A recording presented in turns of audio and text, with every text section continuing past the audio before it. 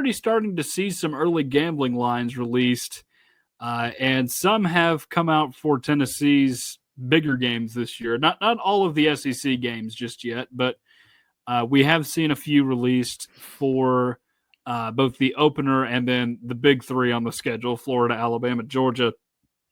So we'll start with Syracuse. Tennessee favored by 13.5 as an opening line. I did see 12 at one point, maybe on ESPN, but the sports books thinking highly of Tennessee early before that opening weekend, and it's not overly surprising. You know, both teams are bringing in new quarterbacks and kind of starting from scratch a little bit on offense, but it is a little surprising Tennessee's getting that much of a nod in a neutral game. Yeah, I thought the same thing too, because, Tennessee's been stellar at home, and I'm not sure what their neutral site record is off the top of my head as of late, but I know that Josh Heupel's struggled a little bit on the road. I mean, I know this is a different environment, like neutral site and everything, but with so much uncertainty with Tennessee and with Syracuse too, I mean, losing Kyle McCord and everything, but almost 2 touchdown favorite. I hate to say it. I mean, as much as I would like to see Tennessee win by almost 2 touchdowns, I mean, I could see it being a closer game than people would expect. I think that's an interesting money line right there for sure. Yeah, it was a closer game the last time those two met back up in the Carrier Dome in 1998. Of course, that game opened a lot of doors for Tennessee. Who knows? Maybe this one does too. And there is, of course, the potential Joey Aguilar disaster scenario, which you would hope is not the case if you're Tennessee, and in which he throws a couple of interceptions and that suddenly becomes a closer game. I don't know if it'll happen this year, but Syracuse is trending in the best direction it has trended in a long time. Of course, Fran Brown finishes last season with, 10 wins? Kyle McCord, aside from that Pittsburgh game where he threw 5 interceptions, very nice season for them. They actually landed a 5-star wide receiver commitment from the Miami area last night, which is interesting. I know Fran Brown was a very good recruiter when he was at Georgia, but I thought he was a little bit more heralded for, getting unknown talents out of the Northeast, places like New Jersey, New York, as opposed to, say, the down there in the South Beach area, Miami, which, yeah, that's a good commitment for them, and maybe they are trending in the right direction and could potentially rise up in the ACC, which is kind of in need of that power to rise up, because Clemson, it feels like Clemson is still good, but it's just not a national championship contender good anymore for Clemson. Well, I actually did not know that about that 5-star recruit in Syracuse. That's pretty impressive for Fran Brown getting a player from Miami, because, I mean, I know Tennessee's gotten players from Florida in the past, but I mean, it's tough. It's tough to recruit there. I mean, because you got Florida, you got Miami, you got Florida State, all right there. Not to mention the other schools like UCF and everything. I mean, and South Florida's got like some of the best athletes in the country. So quite shocking that he was able to get a kid from Miami, Florida to come all the way up to Syracuse, New York. Yeah, I mean, it really does seem like things are trending in the right direction for Syracuse. All right, 3 more gambling lines on here. Spoiler alert, Tennessee is not favored in any of these coming up, which is not overly surprising. Georgia plus 7.5 in week 3 when they come to Neyland Stadium. And that's not overly surprising. We were talking about this last week with Ryan. I could see that game very much being one of those where it's like a 20-10 type game where Tennessee is not getting blown out, but you never feel good about their shot of winning.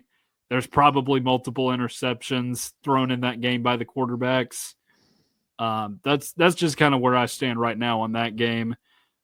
Maybe something happens in the first week where my mind has changed and Joey Aguilar goes out and balls out against Syracuse, but that's the only way in which that happens, I feel like. But overall, that's, I think, a pretty fair line from the sports books there. Yeah, I mean, I got a little bit of a differing opinion. I mean, just because Georgia, I mean, I know didn't have their best season last year as compared to in years past, but I mean, Josh Heupel's still yet to get over the hump with Georgia, and I know that they're favorited. Their favorite, like you said, 7.5. Honestly, I probably would think it's closer. I would say probably closer to 9. If I was the one making the odds, but I mean, what do I know? I'm not no Vegas insider or anything like that. But I mean, I think I don't know. I mean, I don't know. Hopefully we'll see how Joey Aguilar and everything ends up being and everything. But right now, I mean, there's so much uncertainty. I mean, I wouldn't be surprised if Tennessee lost by 10 points, 2 touchdowns. But I guess we'll see. All right, next one is Alabama in Tuscaloosa. This one I kind of disagree with. Alabama getting an 11.5-point nod here. And they really do think Ty Simpson is going to fit the offense much better than Jalen Milroe did. And that would make sense. We also thought Nico was going to fit the offense way better than Joe Milton did here. It goes both ways. It's a two-way street.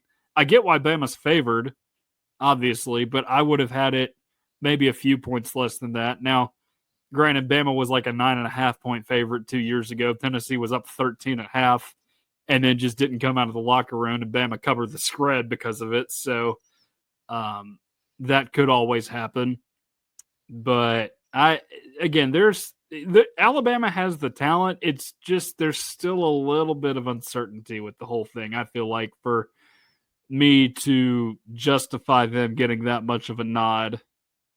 Yeah, I mean, I thought 11.5 was a little bit too high. I know that Alabama is one of the most historic programs in college football history and whatnot, but I mean, and Alabama did decently well last year. I mean, not by like Nick Saban standards. I mean, you losing to Vanderbilt, getting crushed by Oklahoma. I mean, I feel like we still don't know who Kalen DeBoer can be as Alabama's head coach. And I mean, he's still got Saban players on the roster. So I just don't really see 11.5. Not to say that Alabama can't win by 11.5, but I thought that's kind of high considering Tennessee beat Alabama last year. And Alabama, like, they struggled a little bit at times. And Kalen DeBoer, like, he's only been head coach for one season. And then from my experience being in Tuscaloosa at Bryant-Denny, I didn't think it compared anything to like the atmosphere at Neyland. I mean, albeit Nick Saban was the coach during the time, so they may have gotten bored with their own success. But I didn't think Tuscaloosa was as rowdy as a place as I thought.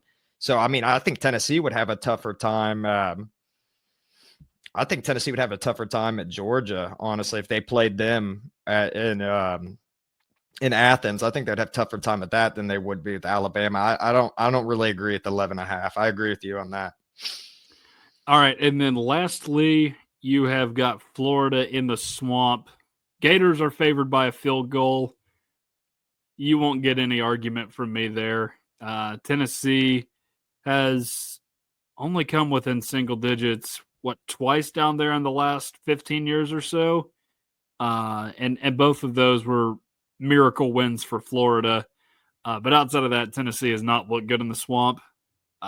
I think this one is justifiable, and it could evolve over the course of the season just with, the fact that they're not playing the third week of the season. They're playing in the third week of November now.